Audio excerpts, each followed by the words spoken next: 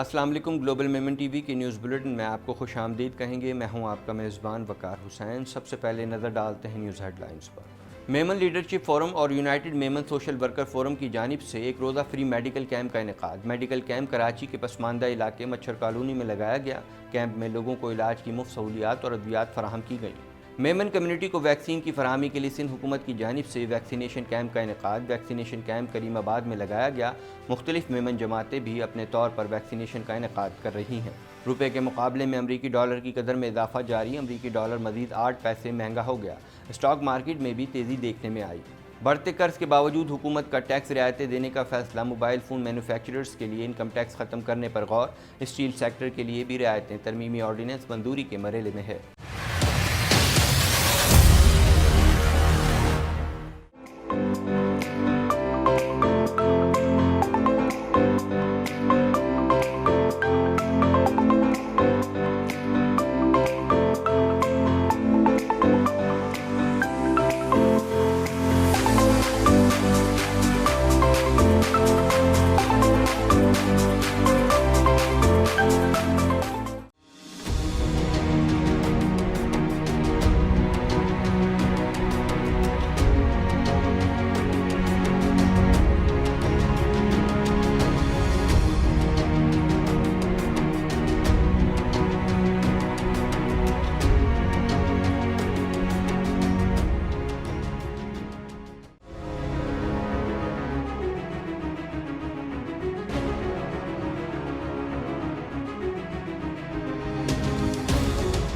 Welcome back. Memon leadership forum और united Memon social workers forum की जानिब से एक रोज़ा फ्री मेडिकल कैंप का इनेकाद किया गया है। मज़ीद तफसीलात इस रिपोर्ट में।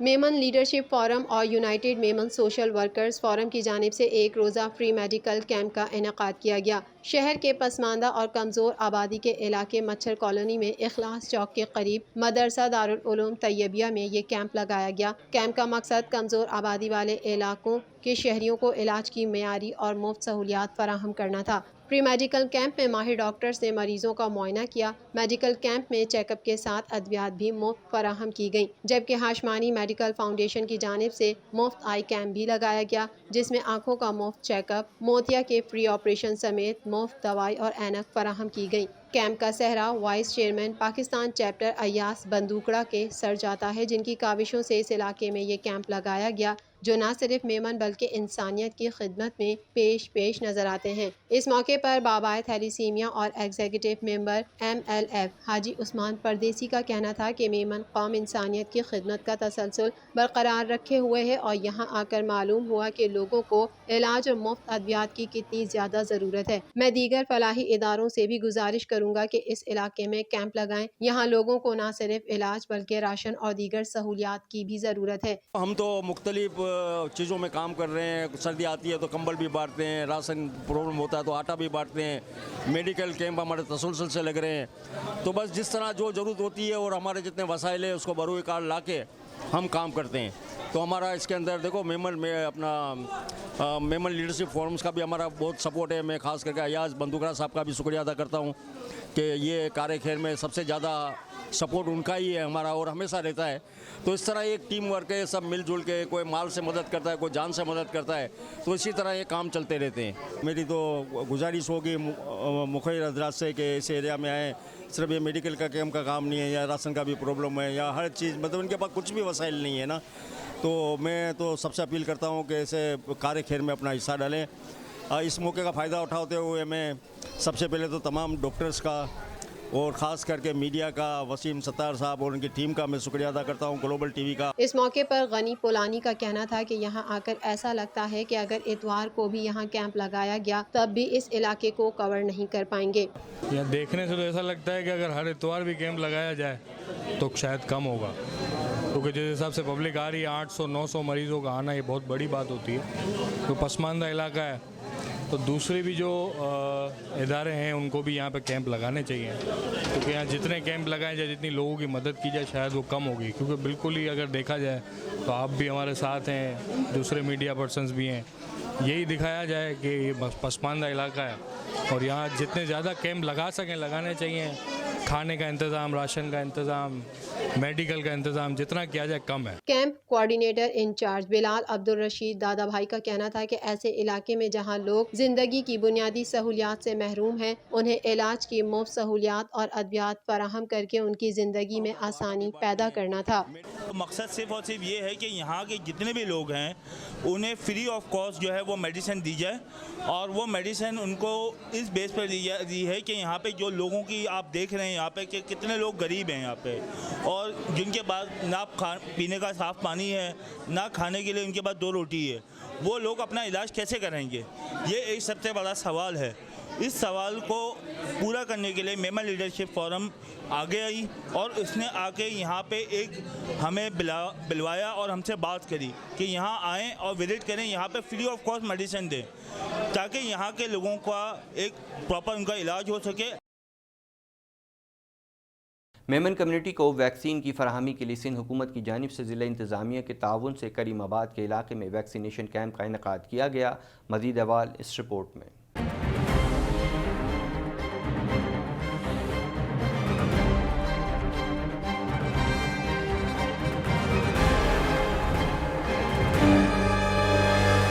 मेमन कम्युनिटी को वैक्सीन की फराहमी के लिए सिंध हुकूमत की जानिब से ज़िला इंतज़ामिया के ताउन से करीमाबाद के इलाके में वैक्सीनेशन कैंप का इनेकाद किया गया। महकमा सेहत की जानिब से शहरियों बिलखुसूस मेमन बिरादरी से ताल्लुक़ रखने वाले अफराद के लिए यूनियन कौंसिल की सतह पर वैक्सीनेशन कैंप का इनेकाद किया गया। करीमाबाद UC 34 ऐसा इलाका है जहां बड़ी तादाद में मेमन कम्युनिटी से ताल्लुक़ रखने वाले अफराद रिहाइश पजीर हैं। यूनियन कौंसिल 34 के सेक्रेटरी जावेद हुसैन का कहना था कि लोगों को पुरसुकून माहौल में वैक्सीन की पहली और दूसरी डोज लगाई जा रही है। उनका कहना था कि इस इलाके में मुख्तलिफ मेमन जमातें अपने तौर पर वैक्सीनेशन का इनेकाद कर रही हैं, ताहम लोगों की आसानी के लिए हमने ये वैक्सीनेशन कैंप लगाया है। जावेद हुसैन का कहना था कि मेमन बिरादरी का शुक्रिया अदा करता हूँ जिन्होंने यहाँ आकर हमारी हौसला अफजाई की। और वतन फ़ोक्तन तमाम इस इलाके की जो मेमन कम्युनिटीज़ हैं, चाहे वो खाई मेमन हो, अलारी मेमन हो और जैतपुर जमात हो, तमाम जितनी भी जमात हैं वो अपने तौर पर भी अपने अपने जो इनके क्या कहते हैं जमात खाने हैं उसके अंदर ये इसका एहतमाम कर रहे हैं।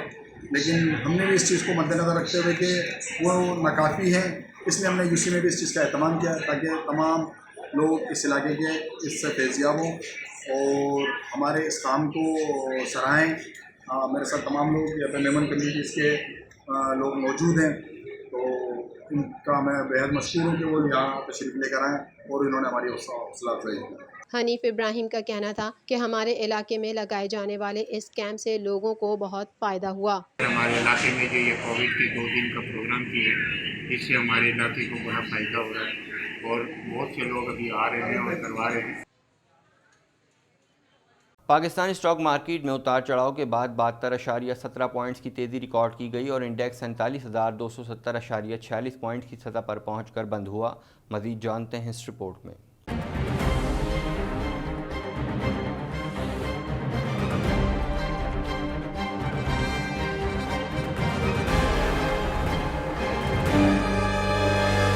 मुल्क भर में एक मरतबा फिर रुपए के मुकाबले में अमरीकी डॉलर मजीद 8 पैसे महंगा हो गया। स्टेट बैंक ऑफ पाकिस्तान की समाजी राब्ते की वेबसाइट ट्विटर पर जारी करदा आदादुश्शुमार के मुताबिक रवां हफ्ते के पहले कारोबारी रोज के दौरान इंटर बैंक में रुपए के मुकाबले में अमरीकी डॉलर मजीद 8 पैसे महंगा हो गया और कीमत 168 रुपए 2 पैसे से बढ़कर 168 रुपए 10 पैसे की सतह पर पहुंच गई है। दूसरी तरफ पाकिस्तान स्टॉक मार्केट में उतार चढ़ाव के बाद 72.17 पॉइंट्स की तेजी रिकॉर्ड की गई और इंडेक्स 47,270.46 पॉइंट्स की सतह पर पहुंचकर बंद हुआ। पूरे कारोबारी रोज के दौरान कारोबार में 0.15% की बेहतरी देखी गई और 13,18,036 शेयर्स का लेन देन हुआ। वफाकी हुकूमत ने एक फाइनेंशियल सेक्टर फर्म को इनकम टैक्स से इस्तिस्ना देने और स्टील और मोबाइल फ़ोन 7 सेक्टर्स के लिए टैक्स वाजिबात में कमी करने का फैसला किया है। इस हवाले से मज़ीद जानते हैं।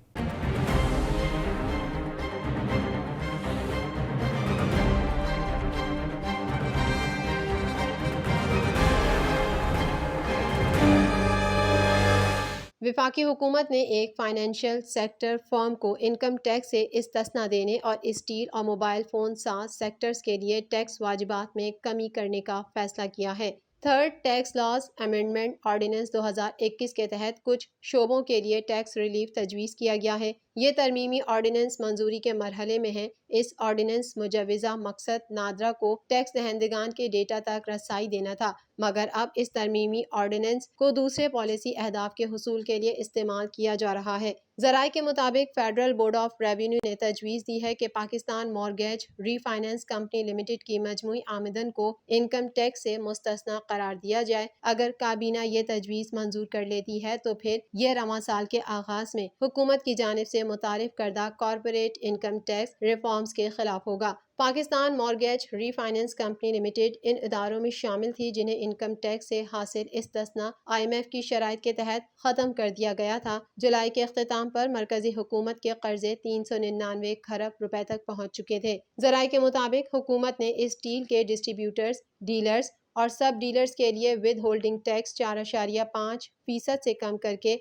महज 0.25% करने का फैसला किया है। इसी स्टील सेक्टर के बिजनेस चेन के लिए इनकम टैक्स की शरह भी 1.25% से कम करके 0.25% करने का फैसला किया गया है। इसी तरह मोबाइल फ़ोन मैन्युफैक्चरर्स के लिए 1.25% इनकम टैक्स ख़त्म करने की तजवीज़ भी ज़ेर गौर है।